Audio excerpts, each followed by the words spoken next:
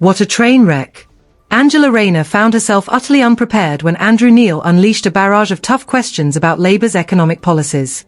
It was nothing short of a disaster as she fumbled her way through an interview that was meant to showcase her party's economic vision.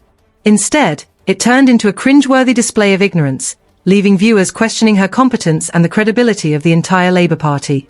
Let's be clear, the issues at hand are serious. We're talking about the taxation policies that this government has enacted, particularly around inheritance tax, capital gains tax, and corporation tax. The reality is that money has been given away to the richest, while the needs of ordinary citizens are being overlooked. The aging population is a ticking time bomb, and yet community care is being cut back. How are we treating our elderly? Like dogs, and that's an absolute disgrace. This is exactly what Jeremy Corbyn was alluding to during Prime Minister's questions.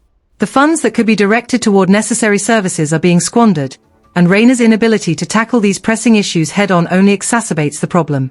When Andrew Neil put Rayner on the spot with straightforward questions about reversing the cuts to corporation tax, her response was alarmingly vague.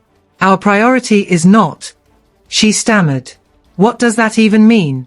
Instead of addressing the question, she danced around it, and the more she spoke, the more it became clear that she didn't have a grasp on the fundamentals. How can the deputy leader of the Labour Party not have a clear stance on such a vital issue? This isn't just a minor slip-up. It's a glaring failure that raises serious doubts about her, and by extension, Labour's ability to manage the nation's economy.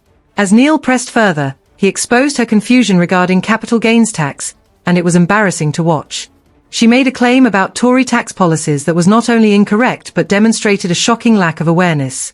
If she can't even get basic facts straight, how can she expect anyone to trust her judgment on more complex economic issues? The sheer desperation in her attempts to pivot away from Neil's probing questions was palpable. She was flustered, defensive, and clearly out of her depth. The interview was supposed to be a platform for Rayner to assert Labour's economic credentials, but instead, it became a stage for her to showcase her inadequacies. Viewers at home must have been left questioning if this is truly the caliber of leadership Labour has to offer. Social media exploded with criticism, and rightly so. If Rayner can't handle straightforward economic questions, how can she be entrusted with higher office? This performance has dire implications for Labour's future electoral prospects.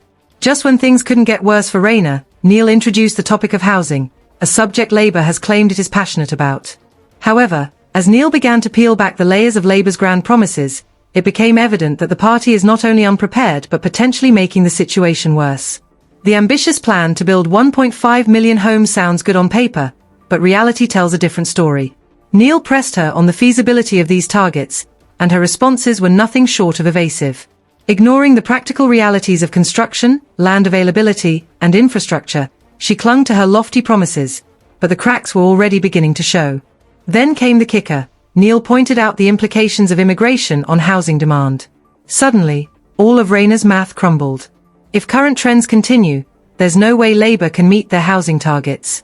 She fumbled through vague responses, failing to address the reality that her party's promises simply don't add up. The disconnect between Labour's claims and the actual challenges facing the UK is glaringly obvious. How can they expect to solve the housing crisis when they haven't even considered the very factors that will complicate their plans?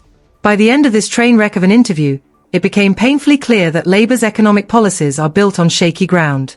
Neil's relentless questioning revealed not just gaps in Rayner's knowledge, but fundamental weaknesses in Labour's entire policy framework. If they can't articulate a coherent stance on crucial issues like taxation and housing, how can they be trusted to govern? It's time for Labour to step up and get their act together. They need to formulate policies that are not only feasible but also resonate with the real challenges facing ordinary British citizens.